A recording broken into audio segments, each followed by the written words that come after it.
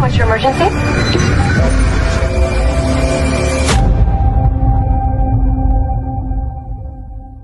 Let me tell you the story of Lamb to the Slaughter by Roald Dahl.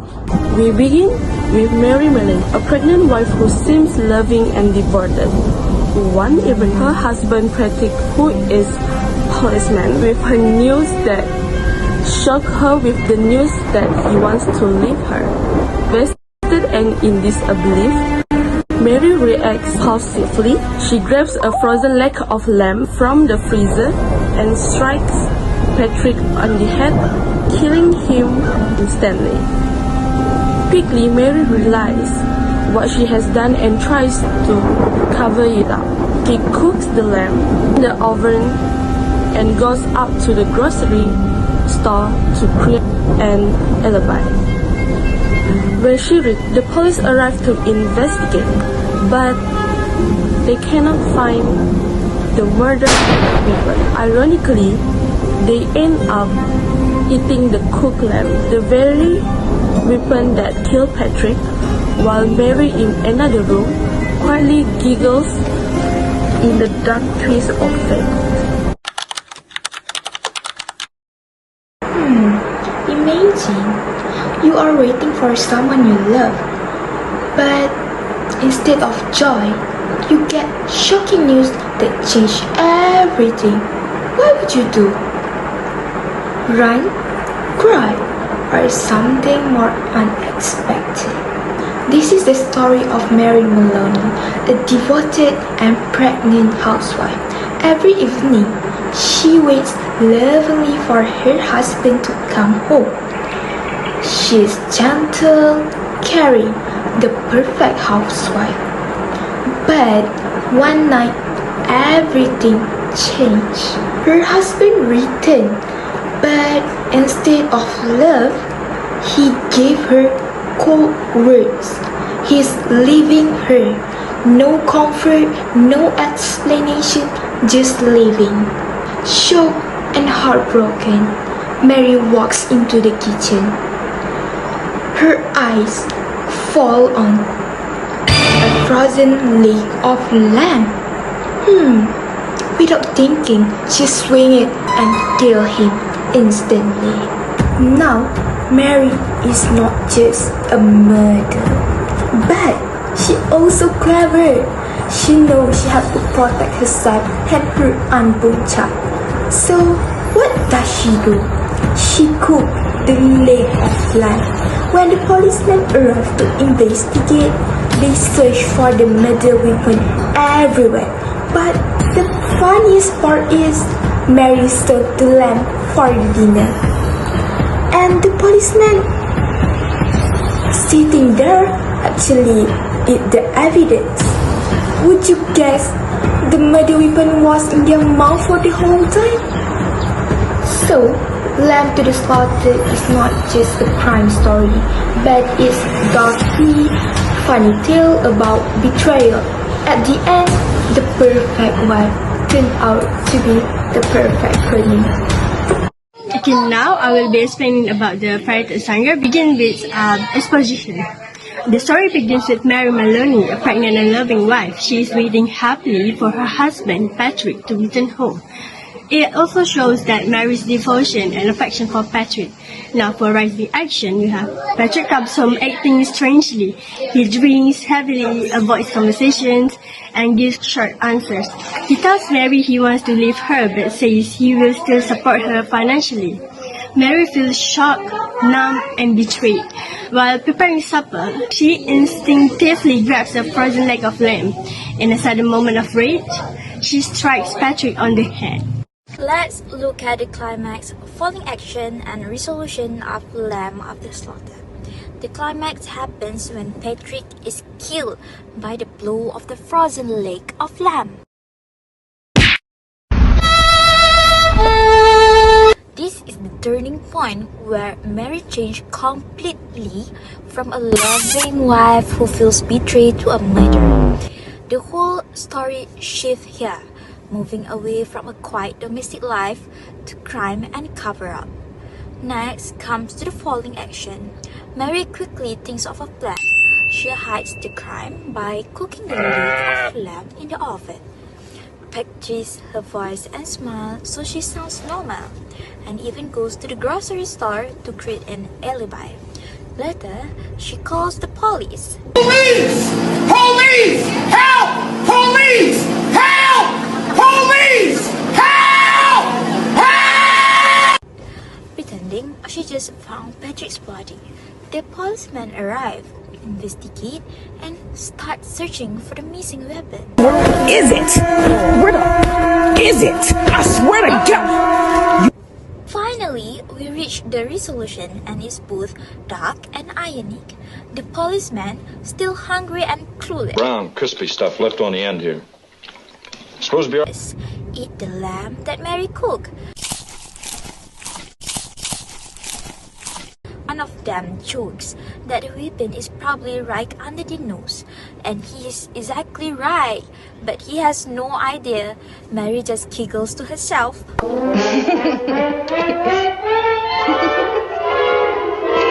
Knowing she got away with everything. So from climax to resolution, we see how Dahl builds suspense, then ends with a shocking but humorous twist that makes the story unforgettable. Now, let's talk about the setting of the lamb to the slaughter. The first one, we have historical setting. The story is set in 1915, which is post-war era. And what do you think about a wife role was back then? Mostly staying at home, taking care of the house and children, while the husband went to work. So that's exactly what's Mary's role in the story. The next one, we have geographical setting. It takes place in suburban home, which is very ordinary and very middle class. There is also a grocery shop nearby. And why do you think the grocery shop is important in this story? It is because it helped Mary to create her alibi. She pretends everything is fine and normal while her husband is already dead. The last one, we have physical setting. Most event happens in living room and kitchen. At first, it feels cozy and warm, but it turned out to be a shocking scene of crime. It's surprisingly and even disturbing because a safe, homely space turned out to be the scene of violence. So overall, we can conclude that the setting shift from peaceful and familiar to dark and shocking, which is make the murder twist even more powerful. Now let's look at the main characters. First, Mary Melanie at the start. She is shown as a loving and devoted wife, completely focused on her husband and her home. And after Patrick reveals he wants to leave her, her image changed. We see that Mary is intelligent, quick thinking, capable of ruthless action. What's striking is how she hides her emotions so well. She acts calm, even uses irony and deception to protect herself. Next, Patrick Melanie. He is Mary's husband, a police officer. His character is almost the opposite of Mary's. He is cold, detached, and emotionally distant. His decision to leave Mary is what sets the whole change of events into motion. Even though his role is short, he is central to the conflict because His authority and unfaithful behavior highlight the imbalance of their marriage. Moving to the supporting characters, the policemen and detectives are Patrick's colleagues who investigate his death, but they completely fail to suspect Mary. They trust her alibi without question. This blind trust makes them ironic victims because they literally destroy the evidence by eating the cooked lamb. Then we have the grocer. He plays a minor but important role. Mary goes to him after the murder to create her alibi. His brief interaction adds realism to her cover story and shows how ordinary details can reinforce deception. Though his role is small, he unknowingly strengthens Mary's manipulations. His traits are ordinary, helpful, and obvious. Hi everyone, for my part, I'll be covering the conflict. Let's dive in before dinner. Though, maybe not lamb for tonight. Okay, let's start with conflict because without conflicts, there's no story. First, internal conflict. Mary versus herself. After the murder, she whispers, "Alright, so I've killed him." She feels shock and fear, but she forces herself to push those feelings away when she practices in the mirror. "Hello, Sam." The voice sounded peculiar. 2. She tried again. We see her fighting between panic and survival instincts. Second, external conflict. Mary versus Patrick, and later Mary versus the police. Patrick triggers the whole thing with his cold announcement. This is going to be a bit of a shock to you, I'm afraid. That betrayal sparks the crime. And then Mary's second battle is with the police, a battle of wits, when she says, "I tell you what, why don't you help yourself to some of this too?" She completely outsmarts them. She turns dinner into evidence disposal.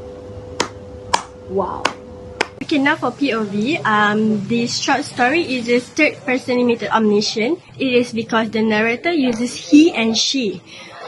It also focuses mostly on Mary's perspective, and reader knows Mary's emotions such as shock, calmness, and planning after the murder. But the reader do not know what Patrick or the policeman are really thinking. This keeps the story suspenseful and centered on Mary. Today, I'm going to share the central theme of Roald Dahl's short story Lamb to the Slaughter. At first, it looks like a sweet love story. Mary Melanie is a devoted wife happily waiting for her husband. But then, boom! Her husband tells her he wants to leave. Even though she's pregnant, this betrayal completely shocks her, and in a moment of anger, she takes revenge in a very unexpected way, with a frozen lake of love. Now, the story doesn't stop there. One of the biggest themes is deception. Mary doesn't just hide the murder weapon, she cooks it and serves it to the policeman investigating the case. Imagine them enjoying their dinner while saying, "The weapon must be right under our noses." Well, it actually is on their plates. And this brings us to irony. The policemen are eating the very weapon they are looking for, which makes the ending both shocking and darkly funny. So, the story shows us how betrayal can push someone to do the unthinkable and how appearances can be deceiving. Because even someone who seems gentle and harmless might have a very different side. And of course, Dahl adds his classic dark humor, making the story unforgettable. Now, let's talk about irony, because Roald Dahl sprinkles it everywhere.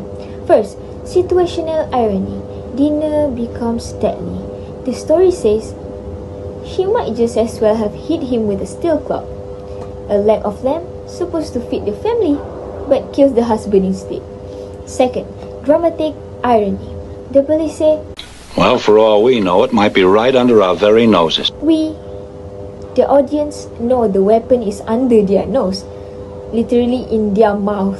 Last one, verbal irony. Mary sweetly says, it will be a favor to me if you eat it up.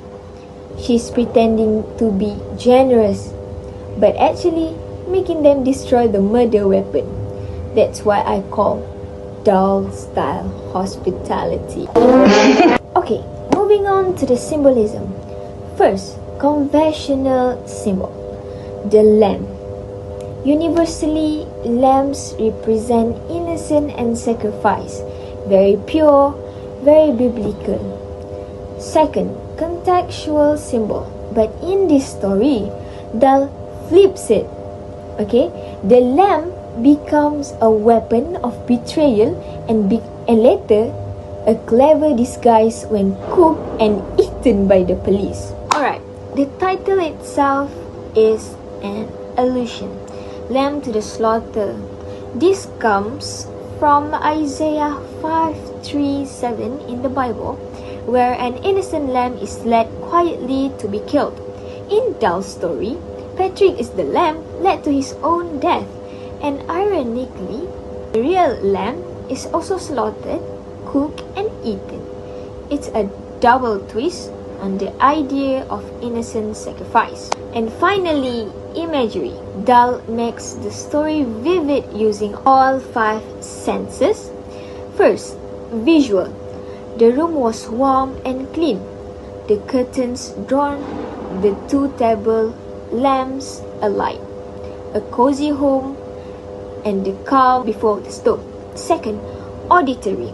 She heard the ice cubes leaking against the side of the glass. The tiny sound builds suspense. Third one, tactile. She couldn't feel her feet touching the floor except a slight nausea. This shows the numbness after the murder. Olfactory. The meat would be cooked just right by now. The smell of dinner makes everything seems normal, except it's not. Last one, gustatory. Their voices thick and sloppy because their mouths were full of meat. The detective literally tastes the murder weapon. Darkly funny, right? So, to wrap up, Roald Dahl turned an ordinary housewife and a leg of lamb to something unforgettable. And honestly, after this, I think I'll pass on lamb chops for a while.